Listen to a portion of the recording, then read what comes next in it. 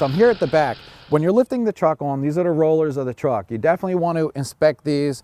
And it's extremely important to keep these greased. That's going to take the brunt of the dumpster every time you bring a dumpster onto the truck. So every time you bring a dumpster on the truck, you're going to get the full force of a dumpster hitting these rollers. So it's extremely important that you keep these greased well. I've had them actually seize up, even though they roll every time. In the winter time, you know, things can get a little cold and you don't want to be out there with a grease gun. And I've actually had it to where if you don't grease that for a week or two, it actually could freeze up. I've seen people not grease these on their trucks, and I've seen these actually fail and rust. Even though this piece of steel is so thick, when that rust gets in there, it really creates havoc on it. I'll tell you what, I've seen these fail. I've seen these bend over. I've seen so much rust get in there that it actually has broken off. So even though that this rod right here is, you know, what is that, 2.5, maybe 3 inches in diameter, I've actually seen these fail because of rust. So it's actually extremely, extremely important to keep this area clean, inspected, and greased well. These are the lockers. This side and that side, the dumpster has a wing on it that comes and it locks in there. So the dumpster can't flop over or fall off the truck. So this will stop it falling off the truck. So these lockers are different for different manufacturers, but for this type of a truck, this is what the locker looks like. Now moving forward, this is a single articulating lift, so it's a little bit easier to explain. Basically, this body just lifts up. There's 2 pivots here that when the body goes up that you want to keep greased. Once again, extremely important to keep these pivots greased. They're high stress load points, so you want to keep these greased just because of the sheer force that these are under. You have two here, and I'll get to the 2 in the front. There's also 2 here in the back. These are the high pressure hoses to move the jib in and the jib out.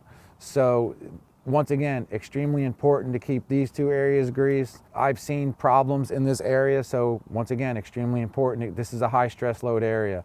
If you could see the way they gusseted this, this is just a really high stress load area. So whenever you see a lot of gussets like this, that means it's under a lot of stress. Keep it greased, keep it clean, keep any corrosion painted, because this is a high stress load area. Okay, this is the hydraulic oil tank. The way you check the hydraulic oil is you would open this up and there's a little sight.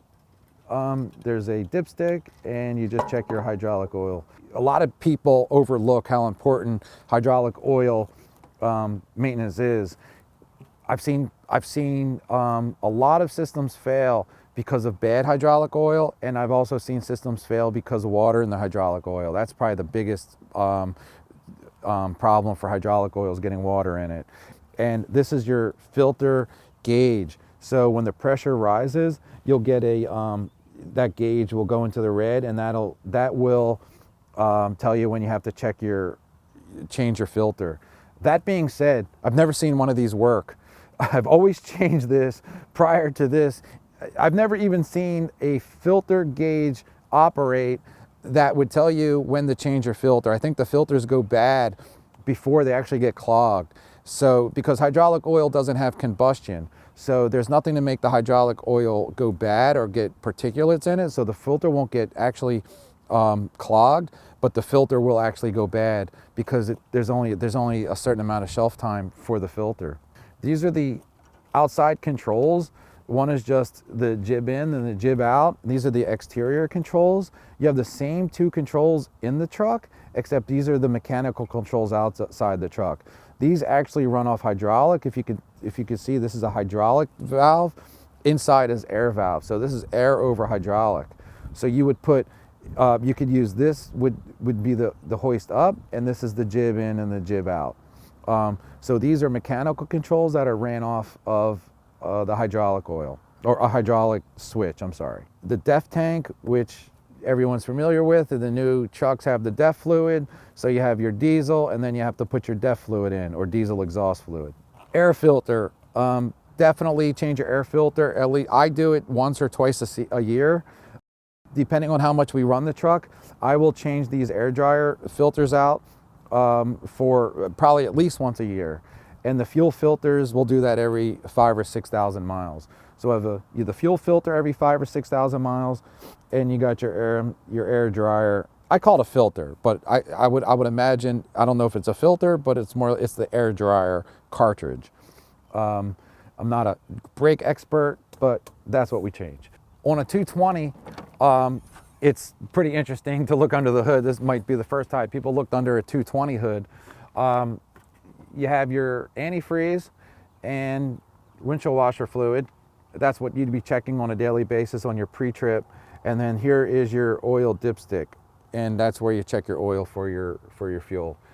And as well too, this is your air filter gauge. When this goes into the red, you would know you have to change your air filter. That's your air filter indicator. So you don't have to take it apart. It's important not to take your air filter out too many times, because what they say is the more you take your air filter out, the better chance you have of getting particulates into the engine.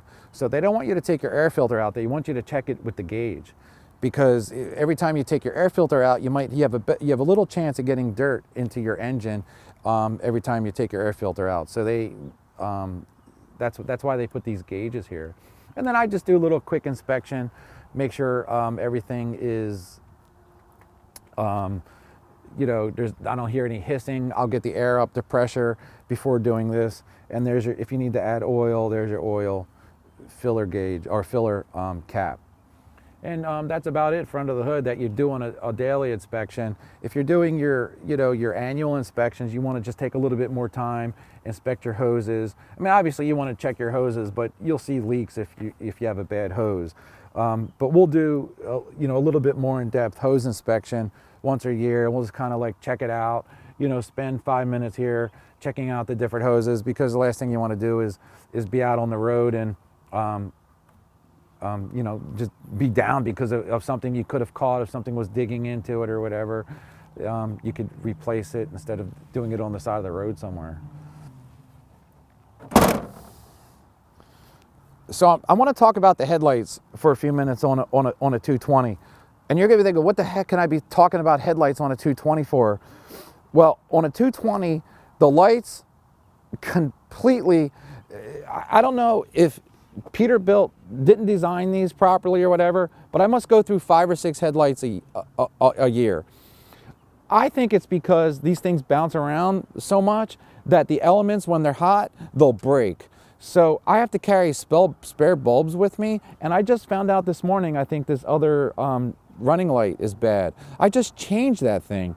They're $5 a piece, $10 a piece, and it's the constant battle every morning to come out. Because when these things heat up, you'll bounce really hard. The cab really is abrupt when it's hitting these, when it's hitting the bumps. And when the elements are hot, they're soft and malleable, and they'll break and they'll shatter. And the reason I know that is because when I inspect the bulb after it shatters or after it goes out, it's like shattered and the whole element is completely just destroyed in there. So I don't know if they need to put a anti-vibration element in there, or if I could get a LED bulb, but I'm definitely going to be checking into getting a new bulb when I replace these the next time, because this is just becoming an utter ridiculous mess.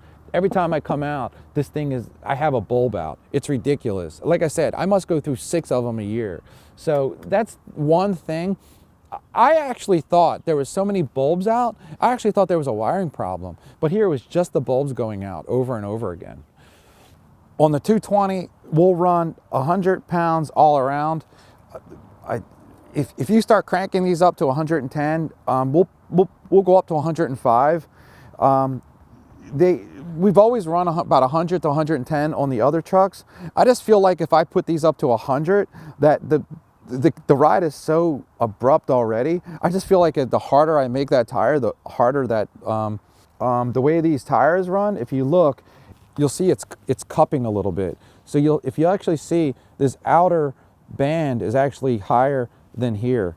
So the way these run, it's not the alignment, it's just the suspension, that they'll just cup these tires, and that's just normal for a 220. That's not an alignment issue. That's just the way the wires wear.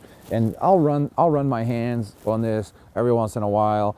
You know, I just know this truck that it's not a suspension or an alignment, and I'll run my hand on that, and I'll just make sure that nothing's wearing abnormally every once in a while, just to get, you know, a good feel if you do have an alignment or anything that's bent or out of adjustment. Just feeling your tires and, you know, getting an idea of how they wear is a good idea. This way, when if something just feels funny on the other side, you know that you can have something bent, or, you know, maybe a bearing that is out, or a tie rod or what have you that could be bent or out of adjustment. So, you know, just getting to understand how your tires wear is actually a good idea.